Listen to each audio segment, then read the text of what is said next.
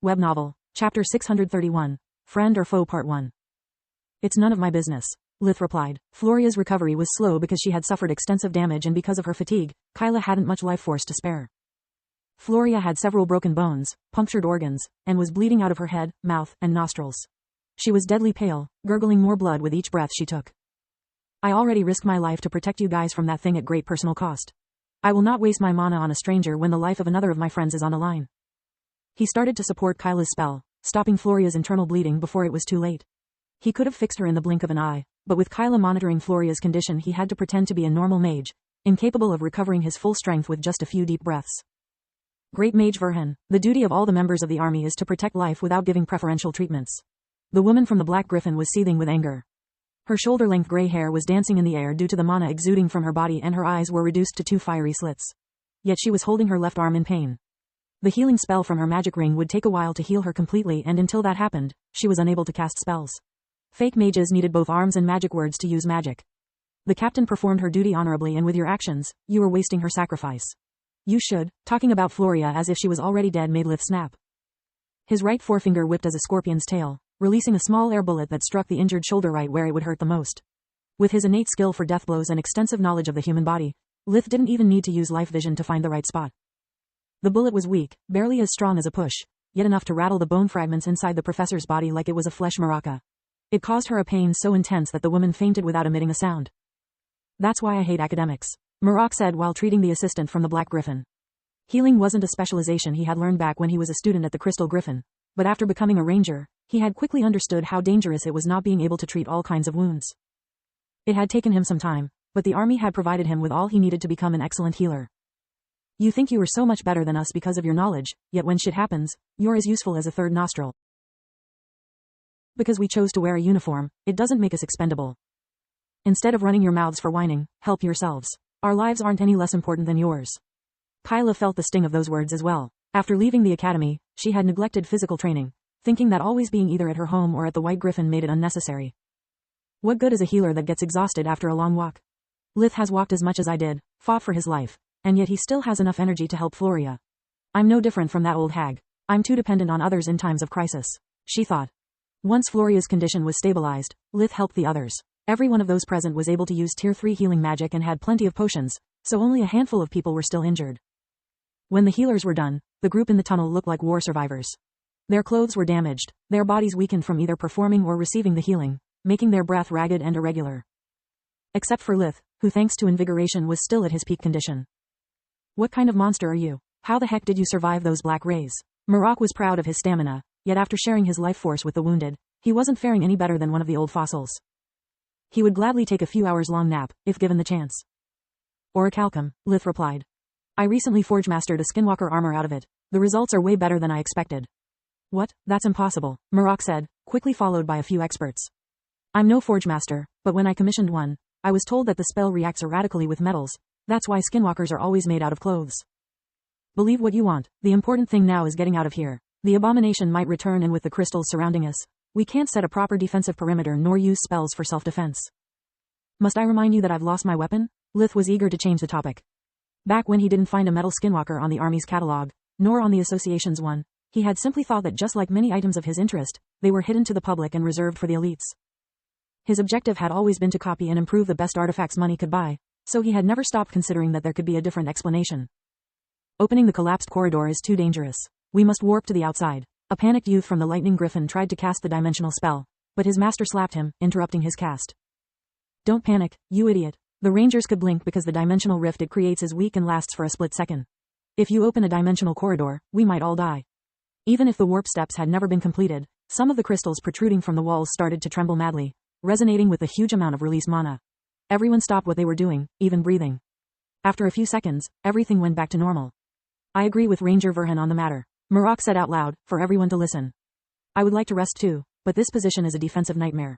Those who can walk will walk, the others should use a float spell and let themselves be dragged. If any of you wants to back down, I've already alerted the mine's supervisor. Wait here and someone will open the passage in a few hours. A lot of moans and groans could be heard. Almost all the mages chose to float, and it was up to the soldiers to bring them along like balloons filled with helium. Marak took point, while Lith covered their back, walking alongside Floria and Kyla. Thanks, Lith. They were both able to walk after he had given them a bit of his life force. I'm really sorry about your sword. I know how much you loved it. Do you have a replacement? Floria asked. I have a lot of weapons with me, but they all suck. All my attempts to craft a better gatekeeper failed. I guess I'd have to ask Orion for something better once we get out of here. He sighed. Did you really try to improve my father's work without even knowing the manufacturing process? That's bold. If Dad learns about it, he would be royally pissed by your attempts at stealing his secrets. Magus, web novel, chapter 632, Friend or Foe Part 2. I think he will be more pissed off by you almost dying due to your bravado. There's no defense against those black rays. Your shields are no safer than wet paper against them. What the heck were you thinking? Seeing Floria almost die had triggered his memories about Carl. Both Kyla and Floria were surprised by his aggressive remarks, but only because neither of them had ever faced a fully formed abomination. Only after Lith explained to them what they were capable of, did the girls realize how big of a bullet they had just dodged. Even if I knew all this, I wouldn't have acted any differently. Floria said. My aim is to become a member of the Knights Guard, the elite for mage knights. If we don't protect our assigned marks, we're useless. What just happened is an occupational hazard. Lith would have liked to scold Floria for her nonsensical behavior, but in the end, he decided against it. He too had risked dying many times to follow his own agenda. Criticizing her for doing the same would have been plain hypocritical. Soon Marok started to open new tunnels with earth magic. Seeing how fast and confident he was while taking several apparently random turns, made Lith curious. How can you be so sure this is the right way? Do you have a map or something? He asked via the army amulet. No, I just marked the walls on my passage to react to my mana, in case I got lost or I needed to backtrack. That's why only I can lead the expedition. Don't you do the same in dungeons or underground places when there is no time to draw a map? Marok replied. No, I have a great memory. To be exact, Solis did. In emergency situations, Lith would rely on her abilities to access to his memories and find the right path. Otherwise, he would always take his time to draw a map and store it inside Solispedia to gain tactical awareness in the case an ambush occurred. Like he was doing at that moment, Marok had tasked him to close the tunnels as soon as possible so that no one could follow them without being noticed. Earth magic produced a lot of noise, and with the echo in the tunnels, its use could be heard from hundreds of meters of distance. The expedition team managed to move forward for 2 more hours before even Marok was on the verge of collapsing due to exhaustion. Their advance had slowed down even further due to the lack of lighting since they had left the mines. The natural tunnels were bumpy and uneven. Their footing was also very precarious because the humidity would condense on the ground, making it slippery. Luckily for them, during his first passage, Marok had marked safe rest spots. You take the first watch, Marok said while pointing at Lith.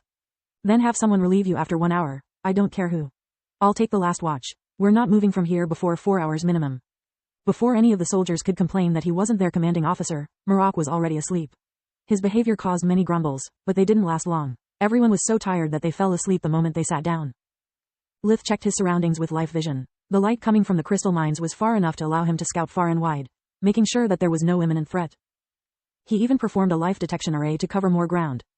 Forgemaster, healer, fighter, and even warden? A voice asked. Lith recognized the woman from the Black Griffin. He was expecting some snarky remarks or even that she would attempt to report to his commanding officer the assault she had suffered by Lith's hand. Not that Lith was afraid of either possibility. He was used to being insulted ever since he had stepped inside the White Griffin Academy. Powerful people hated the idea of witnessing the growth of someone that could become more powerful than them. Their natural response was to nip people like Lith in the bud, at any cost. As for the latter possibility, Lith would have loved to see Journey discuss with someone that had dared to suggest letting her daughter die. I'm sure it would be something so slow and gruesome that I could learn a lot. I'd like to think of myself as a master of coercion, but compared to Journey I'm just a learner. He thought. Everything that's needed for survival has to be learned, Lith replied. Wise words for someone so prone to violence. Her voice was calm. She wasn't trying to insult him, only stating a fact. Without strength, wisdom is nothing but hot air. Without wisdom, strength is just violence. I was only protecting someone who I hold dear. If you expect an apology from me, don't hold your breath. Lith replied. Quite the contrary. I've come to apologize for my earlier behavior. My assistant is like a son to me. I couldn't stand watching him die while I was helpless because of my wound. I was angry at myself and I took it out on you. She gave Lith a small bow. Take these as a sign of my goodwill. She handed Lith several monocyan crystals, each one with a flat bottom and as big as a beer bottle. Thanks, but what am I supposed to do with them, Professor? Lith was very confused. He had a lot on his mind, from the loss of the gatekeeper to almost watching Floria die. His brain was about to pop. Yandra Mefal, Black Griffin's professor of history of magic and forge mastering. You can use them to set a barrier. I'm too weak to cast a spell, but at least I can give you some help. She replied with a kind smile. Seeing that Lith wasn't moving, Yandra laughed and showed him how to perform the silent shroud array. When Lith was done, a black dome surrounded the camp, preventing both light and sound from spreading outside of its premises. Now no one can see or hear us. The barrier it produces is not very strong, but as you can see, it's a very useful formation. Thanks to the array, Lith could see the area surrounding them as if he was wearing thermal goggles. It was quite useless for someone capable of using life and fire vision, but it would allow him to rest more easily when others would relieve him from guard duty. Thank you very much, Lith said while copying the spell in his grimoire along with his thoughts about how to turn it into true magic. Don't mention it. By protecting you I'm protecting myself. I'd like to talk about many things with someone as peculiar as you are, but alas, I'm beat. See you later. Yandra checked on her assistant condition and after she made sure he was just fatigued as she was, she fell asleep.